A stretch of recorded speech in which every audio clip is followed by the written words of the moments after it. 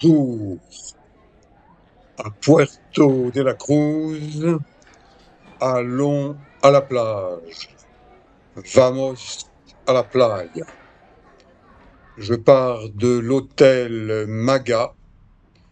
Attention, Maga n'a rien à voir avec Donald Trump. Maga signifie vêtements traditionnels dans les îles Canaries et notamment dans cette île Tenerife, la capitale des îles Canaries. Puerto de la Cruz, une ville propre, avec des poubelles propres, bien rangées.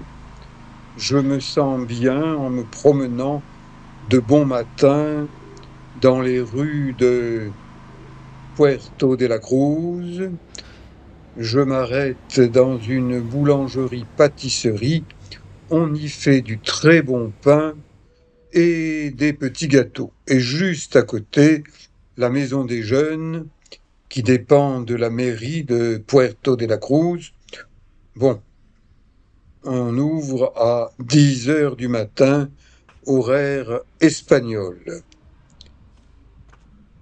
Un passage protégé, éduquer la jeunesse, éduquer les piétons pour prévenir des accidents.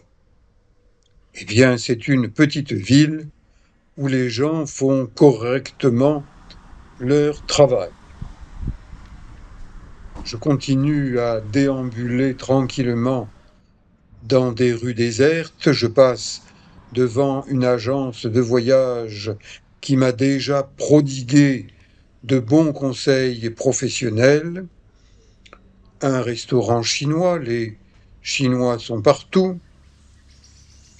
Et la place Charco. Le mot Charco signifie petite calanque, zone rocheuse protégée des grosses vagues.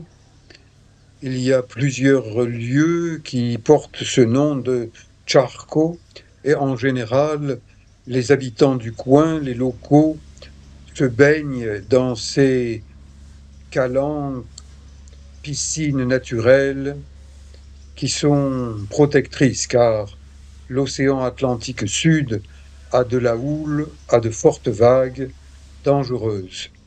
Des grands arbres, un jardin bien entretenu, de la verdure. Le matin, pas de bruit de circulation. On entend chanter les oiseaux. Je suis matinal. Je suis content de marcher le matin dans une fraîcheur relative. Les restaurants ouvrent à peine. Il n'y a pas encore de clients. Les habitants de Puerto de la Cruz ne sont pas des lève-tôt. Et le soleil ne s'est pas encore levé. Cette statue est très appréciée, très photographiée par les touristes. Ce bâtiment abrite un musée très intéressant et un office du tourisme qui lui aussi prodigue de bons conseils.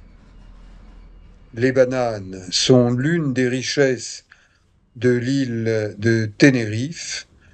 Je monte tranquillement en basket au niveau de la citadelle qui date du XVIIIe siècle, le moment où les Espagnols ont choisi de conquérir ces îles habitées par des indigènes, les Guanches.